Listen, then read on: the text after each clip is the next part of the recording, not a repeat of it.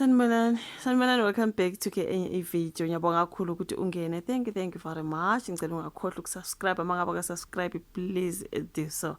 Subscribe the channel sokwazi ukukhula, like video and share it as well. Kanti ke nama ads mangabe aya pop up, please kubalekile ukuthi ungawaskip ama ads, you guys, okay?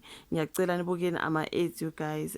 Also believe someone said some belief, okay, but yeah, you guys, I want to talk about uthando nesithembo. Angiye ngabona ke udaba kukhulunywa ngabakamseleku ukuthi ngathi bazothi kusispoiler kancane with ama episodes ambalwanyana, which is special sothando nesithembo. Mhlambe ezinye izindaba esingakwazanga mhlambe ukuzibona ke ezabakamseleku, ama behind the scenes, whatever it is, but kuthiwe it is the 6 special episodes.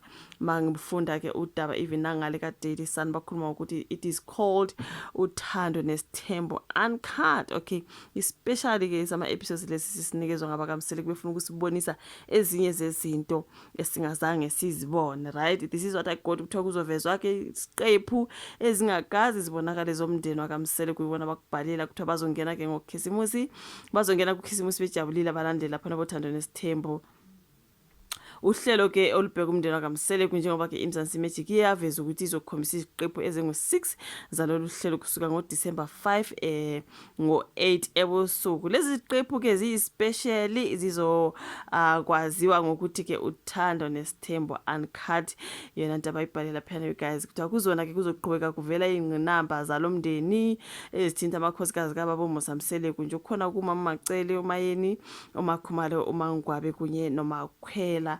So yeah, kuthiwa ke abeMzansi Magic baye bathembisa isiqephu ngasinye sizoveza indlela abesifazana abazizwa ngayo ke ngokuqhubeka kwenziwa komyeni wabo, abanye okungabaphethe kahle, okay? Kuzobuye kuvele izingxoxo zangempela ezingakazi zibonakala njengoba ke isiqephu ngasinye sizogxila emizweni kaMama uMayeni, into abayibhalelana alokhe ivezile okhipha iqiniso lodwa ngendlela azizwa ngayo ke indaba kaMama Mayeni. Yona ke kumele silindele sizoyibona. Okunye kuzoqhama ukuqhubeka nokungabi kuhle kobudlelwano kababa uMsamseleku nomama Makhumalo, njengoba ke kuyinto ebilokhu iqhubeka lapha kuthiwa ke ya ubudlelwano babo bungathi bunteke. So yona mhlambe enye yezinto abazothi kusibonisa yena singazange sayibona, futhi kuzoba khona ke nokungaboni ngasolinye okuloku kuya ke ngokushiwa phakathi kwamakhosikazi kababa uMsamseleku ewodwa nje.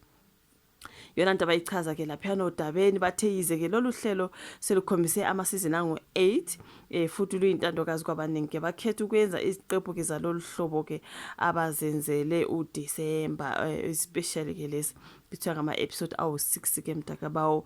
Kwenzeka lokhu nje bese kuvelile ukuthi lo mndeni usuqalile ukuqopha ke season entsha yalolu hlelo, which means useason 9 uyeza ke mntakabawo, kulindele ukuthi iqale ukukhonjiswa ngoJanuary. This is something that I found out, okay, so siyamthola season 9 around January, which is something good, you guys. So yeah man, we know baba uMsamseleku namakhosikazi amahlanu ke sekukhona ke uMama Makhwela isesubmit ke ku season 8, okay. Yeah man, sambona kancane at the end of season 7 kuphelani kwathi makuqala season 8 ke ya loba khona udaba ke luka Makhwela, sathi ukubona uMakhwela ke intanga kasine umngane wabo Mpumelelo nabo Lwandle, okuyinto enjalo bafuthi sabajabulela bakamseleku sibathanda kakhulu. So babezo spoiler ke with those special episodes. Siyabonga kakhulu guys. Asingene ke kolunye olandelayo. So kolandela udaba ngizokukhuluma ke ngale ndaba kaDuduzile Zuma Sambundlo ukuthiwa ke uye wavulela icala ke ngomunye wabo sisi bakhe ongubonganini Zuma Mncube, something like that, you guys. Kunodaba nje lapha ukuthi uDuduzile allegedly wa recruiter mhlambe amanye ama family members namanye amadoda angu-18 baphonsela ngale kwele Russia Ukraine, bebarobhile mhlambe bebathembise imisebenzi ukuthi okay, go and train, mobuya you will be back trained as uzothola umsebenzi as a bodyguard of ama members eMK party. Allegedly lolu daba nasezindabeni nje ka TV, I'm sure usuye walibona kukhulunywa ukuthi amadodakazi kababa uJacob Zuma at each other's throats indlela ade bebhala ngakhona, ngoba ke icala livulwe ngindodakazi kababa uZuma nomama ke uNkosazana Dlamini Zuma. Wavulela uDuduzile Zuma Sambundla, uzalwa ngomunye umama uDuduzile Zuma Sambundla, right, uyitwin lika Duduzane if you do know. Wamvulela icala nabanye ababili basola ke ngoku recruiting those 17 men ukuya le ndaweni yaseRussia Ukraine okugcwele khona izimpi. So yile ndaba ke ngiboneke kukhulunywa ngayo lapha bafethu ukuthi ngiye ngabona nomama uZuma okuthiwa ngumama wamanye amadodana amabili okungabashana baba I think kuthiwe ke bazalwa ngumfowabo kaBaba Jacob Zuma, something like that. You guys, this is what I follow. Umama bekhala lapha mengimbuke endabeni ka TV. Ekhala nje ngempela you guys, ekhalela amadodana akho kuthiwa manje they are stuck le ngako Russia Ukraine ezimpini ababede bengacabanga ukuthi baye ezimpini kanti kuthiwa bayophonselwa khona le kwabahamba kuthiwa you are going for a training kanti ke manje sebe stranded baphakathi kwezimpi zale ndawo. So kuthi iCommittee leParliament ke lifuna uphenyo ke lwamaphoyisa luvezwe ukuthi baluthwa kanjani ke laba abantu abangu-17 abavaleleke eDonbas emngceleni wase-Ukraine neRussia ukuthiwa balwa impi ephakathi kwalamazwe.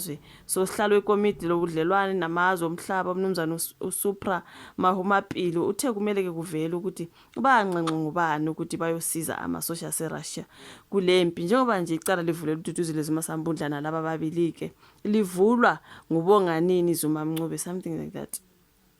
So yakuthiwa ke bajabula ukuthi amaphoyisa azoliphenya lolu daba kusuka nokuhlala ngokwenzeka kususwa ke abantu kuleli beyiswa ke kwamanye amazwe beyolwa izimpi. Bathi sifuna nencazelo egcwele eminyangweni wobudlelwane namazwe ngokuthi kwenzekani njengawo njengoba ke nawo wenza olwawo uphenyo. Okay, kunesithombe lapha nesikababa uSupra Mahumapili. So yeah man you guys engaze ngabazwela. So angazi uDuduzile nyabona koluyidaba kodwa kuthiwa uyayiphika le ndaba yokuthi yena she played a role into recruiting ke labo bantu ngoba phela kunamalungu omndeni akaZuma lapha. So imagine wena nje mawunga trafficka abafowenu like to such situations. Russia Ukraine awufuni nje umfowenu abese Russia Ukraine. You know what I mean? So yeah kuthiwa usiyawanxusa ke abantu bakuleli ukuthi behlise umoya ke njengoba uphenyo luyaqhubeka. So yeah mina uthe uma kukhona izinhlaka zomshosha phansi ezisebenza ezweni kumele ke zivezwe obala. Umnyango wobudlelwane namazwe wona omele umengameli wezwe ezintweni ezithinta ubudlelwane namanye amazwe. So kuthiwa kuma khona izinhlaka eziphambana nemigomo kahulumeni wakuleli kumele ziphenywe ibheshu. So usho lokhu nje lolu daba seluphenywa ke wokuklebhe emva kokuba indodakazi endala yomholi weMK Party umnumzana uJacob Zuma unkosazana Bonganini Zuma Mncube uvulela udadewabo icala ke uDuduzile Zuma Sambundla nabanye ababili unkosikazi Siphokazi Xuma nomnumzana uBlessing Khoza. I think uyabavulela icala wathi yibona ke abadlala indima ekutheni ke sorry laba ke abangu-17 bagcine sebeko Russia. Ubasola ke ngokulutha abesilisa abangu-17 ukuba ke bayolwa impi. Estatementeni isikankosazana Zuma Mncube ubavulela amacala athinta ukushushumbiswa kwabantu akusiza umbutho wezempi kwamanye amazwe nenkohlakalo. Ukwenze lokhu ngoba ke kulaba besilisa abangu-17 abayisishiyagalombili bangamalungu omndeni wakhe uveza ukuthi bebengazi futhi abazange bavume ukuyolwa impi ekulamazwe labo ke abaluthwa you guys. So yeah it's so sad abazange bayivume leyo nto you guys bahambe becabanga ukuthi bayotrainwa. So yeah man kuthi ungqongqoshe wobudlelwane namanye amazwe ke umnumzana Ronald Lamola uthe uhulumeni wakuleli uxoxa nohulumeni wase-Ukraine nowaseRussia ukusiza ke ngalolu daba. So yeah kuthiwa udaba lungelula ke kodwa bafethu basesizindeni sempi eqhubekayo ke laba bathi sifuna noma ngubani kweyingxenye yokuluthwa kwalaba abantu aboshwe. Siyalusebenza lolu daba ngoba abantu bakuleli kumele abantu bakuleli labo okumele babuyele emndenini yabo. So iMK yona kuthiwa ayizange luthi ithi vunga lolu daba sekubeke nemibiko eveza ukuthi babalelwa ku 1436 abantu bakuleli abangu-1436 years nabangu-36 abavela kwamanye amazwe ukuthiwa ke bayingxenye yamasosha aseRussia abalwa le mpi. Imindeni yalabo besilisa kuthiwa ifuna babuyiswe kuleli. It's a pity ngalolu daba you guys, it's a pity. Mangizwa ke ukuthi uyaphika kuDuduzile Zuma ukuthi yena ke hayi Nkosi yami akazange aluthe umuntu ukuthi ayele. So indaba nje enye bafethu sizoqhubeka siloku simamela ukuthi kanti manje kuthiwa ke kwenzakaleni ukuze bagcine sebele njengoba kusolwa yena uDuduzile Zuma Mncube Duduzile Zuma Sambundla esolwa kudadewabo uBonganini Zuma Mncube emsola yena laba babili. Kwenzeka kanjani ukuthi azagcine esola yena? something like that. Anything else ke ngizobe ngize ne-update sizwe ukuthi kuthiwa kwenzekani ngezihlobo zabo lezi zakazuma nkosi yami ezi-stuck le. Imagine you being recruited by your own family member uzithola usuko-rush ezimpini. Hayi, kuningi you guys. Ngiyabonga ukuthi ubuka ivideo, ngicela uyilike, usubscribe, ushare. Sibonane kwezayo. Bye.